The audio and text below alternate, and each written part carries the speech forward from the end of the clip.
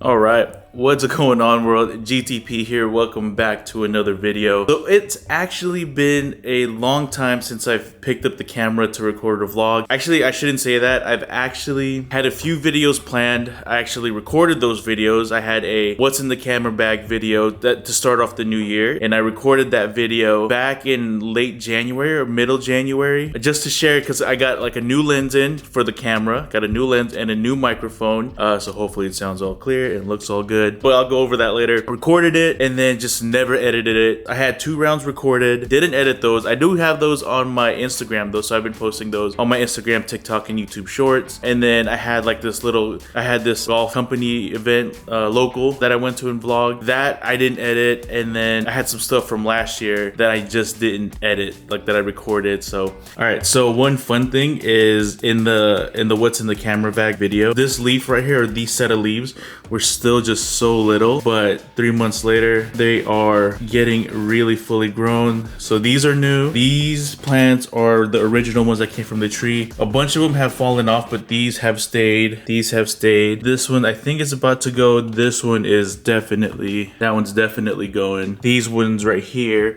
are some brand new ones. So yeah, it's getting so fully grown. It's so crazy to me. It's been cool seeing it grow, I'm not gonna lie. All right, so I'm not gonna make this video too long. I kind of just wanted to pull out the camera and vlog just to get back into it. So like I said, I did have a ton of videos recorded, like on this SD card. I have a few videos, I have a few rounds, I think I have a vlog. And then in my other SD card that I use here, I have that company event, Known Golf, shout out to them. We went to this Gilmore Girls 25th anniversary down at the Warner Brothers studio back in December. I vlogged that. I have 2 rounds on that, and then something else. I just haven't been disciplined enough to just sit down and edit these videos that I'm recording, which is a shame because it's like I'm getting lazy on it. But part of it is just me kind of like overthinking on my whole YouTube and whatnot. So yeah, so I guess just the short of it, what we've been up to other than that, let's just get out the way. The golf game has been feeling like it's starting to climb out of a hole. Like I said, I had 2 rounds played in January, and then I played around last week, and then I played around 2 weeks ago. So I'm like 4 rounds into the year already. So feeling pretty good. Those rounds felt pretty good. This past weekend, I want to say the score doesn't reflect how the round went, but I'll get into that at another time. But yeah, so golf game's been feeling pretty good. The last vlogs that I have on this channel is some Vlogmas stuff. Failed that. Vlogmas is actually really tough. Yeah, so towards the end of last year, I was working on my golf game heavily. I didn't really play at all. I just was grinding in my garage, working on the technique and whatnot. And I think I've kind of got myself into a place where if I can just dial in how my swing feels now, I think I'll be in a really good spot, even with driver. Short game, putts, distance wedges, chipping with wedges, and putts have felt pretty good. Short irons have felt decently good. Long irons, we're getting there. But 5 wood, 4 hybrid, 3 wood might be coming out soon, but not yet. And driver have been feeling like okay. So I think I'm in a place where if I can just like hone everything in, at least like tidy things up, I think I can play a little bit better this year. So I'm hoping for that. So I'm just gonna keep dialing in the work. That's as far as the golf game goes. As far as life stuff goes, we're still just trucking along. We're still, I'm still just working from home. I am on a break right now. Gotta mention that. I am on a break. Alexa and I have been going to the gym pretty consistently this year so far. This year,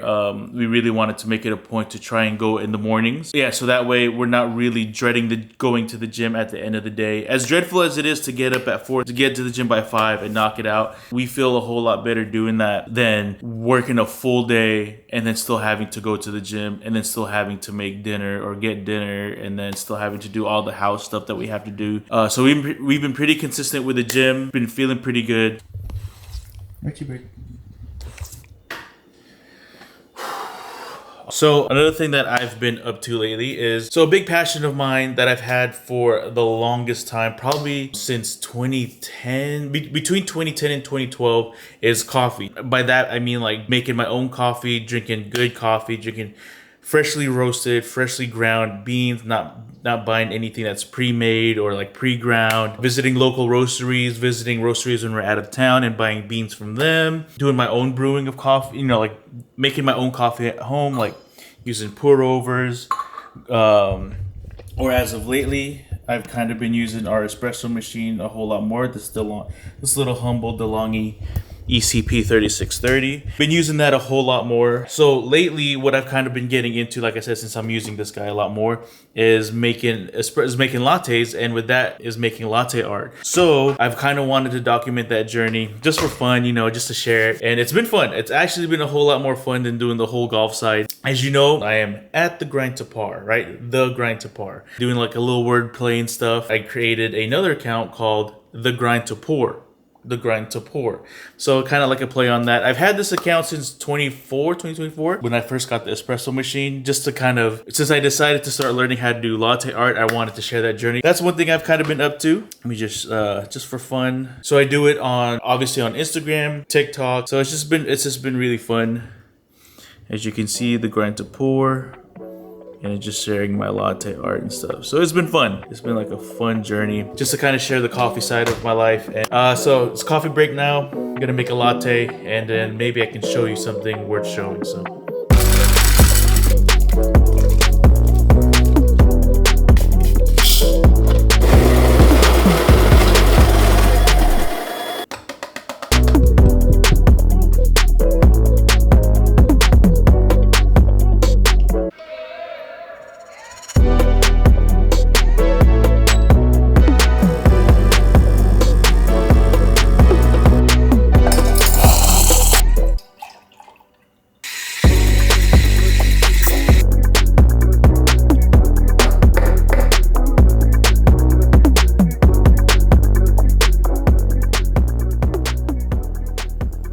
There it is, a little latte art. Not too bad, spilled a little bit, but I'm working on this little, like you see how this curve right here has a little bit of texture to it. That's created using a wiggle. And so I've been trying to practice the wiggle. I've been trying to practice the wiggle recently, so get a little bit better at it. This one kind of flowed a little clumpy, but looks good nonetheless. All right, so it's just about my lunchtime now.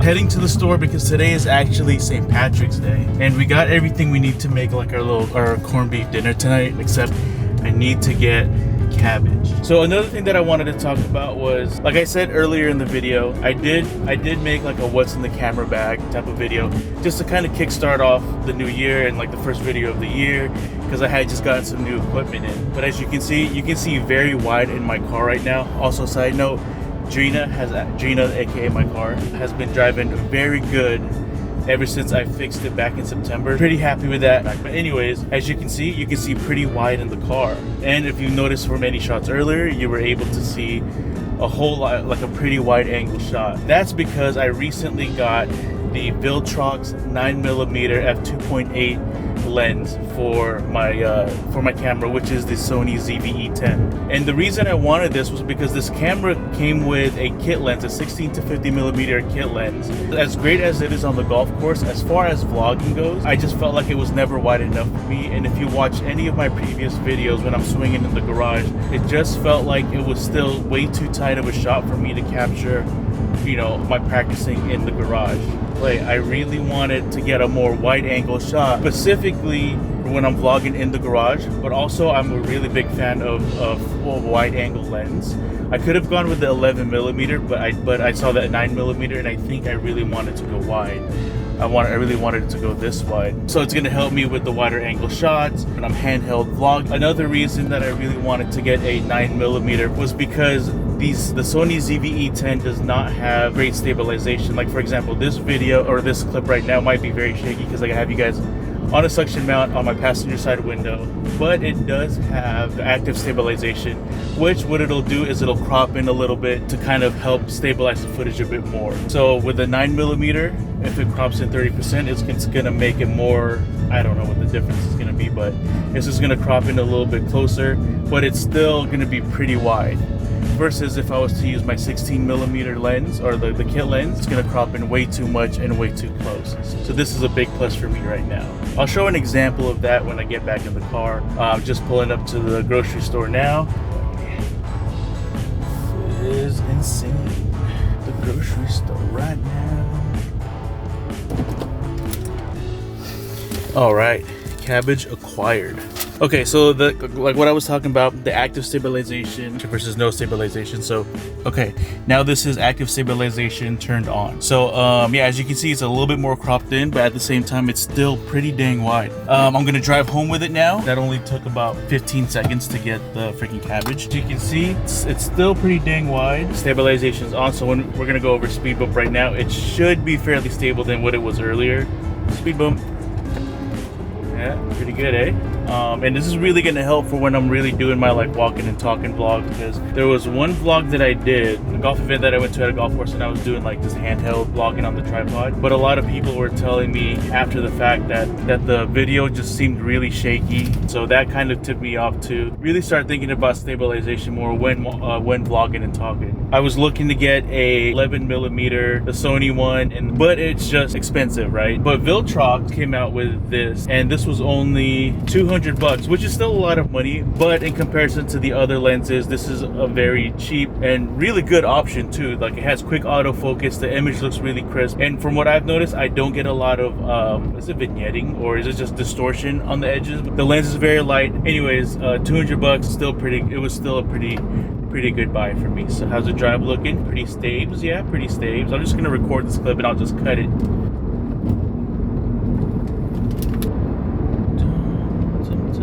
So we're just getting home, and I'm hoping that you can kind of tell the audio quality sounds pretty good, because another thing that I got is a new microphone. So we'll get into that when we get home. Catching all the lights. Okay, so one thing that I've kind of been getting into is fixing my own clubs. So since Vlogsmas, I actually repaired 3 clubs. 2 of them are still good, my sand wedge and my 8-iron. But my 7-iron, actually, the head came loose a couple times. So because I was using some quick set epoxy, right? So I think that was the cause of it. I recently got these longer cure epoxy. So this one takes about 24 hours to go or to set completely. Yeah, and the one that I was using before was quick set, so it could get set. I could use it, put the club together, and it would be good in like 15 minutes. But I feel like my 7-iron, since it is my most used club, or iron at least, it really started to wear the epoxy down. Yeah, so I just redid it. So far, it's been good. Played around with it, and the epoxy feels really, really strong. All right, now back to talking about the microphone. So as you can see, I'm behind the microphone, and it might sound a little wonky donkey. I might not sound completely as clear, but if I switch this setting on here, now you should be able to hear me a whole lot clearer, a whole lot better. Blah blah blah. Here's like longer cure epoxy, blah blah blah. And that's because I now one of the other things that I got was the Sony ECM B10 hot shoe microphone. Still got some time, so I'm setting up my net right now. Got my mat, gonna set up the net soon. But yeah, so like I said, I have the Sony ECM B10 microphone, and that microphone is a hot shoe microphone, which means that it connects to the cold shoe mount of the microphone.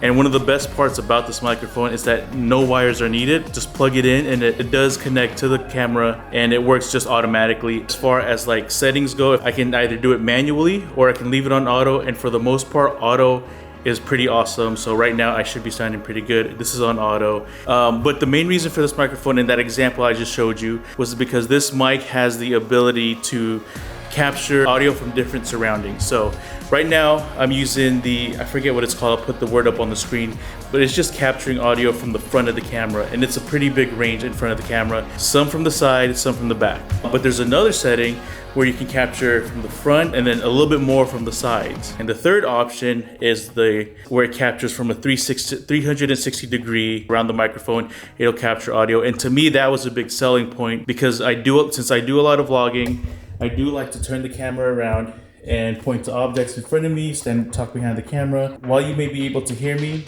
it might not be as clear or as loud, but if I turn the setting on here, now you should be able to hear me a whole lot more clear, a whole lot more loud. So yeah, so that's a big reason why I got it. The mic that I had before this was just a simple video micro, connects in via wire, and it was pretty good as far as just capturing, if I'm talking at the camera. But like I said, talking from behind or the sides, it's not gonna capture audio very clearly. I was looking into this microphone for like months. I was comparing between this one and the ECM B1M. I decided on this one, and so far I'm pretty happy with the purchase. So if you wanna see how it looks, there it is. Just like that. I mean, it does kind of stand out, especially with the wind muff, but that's all right. That is okay with me.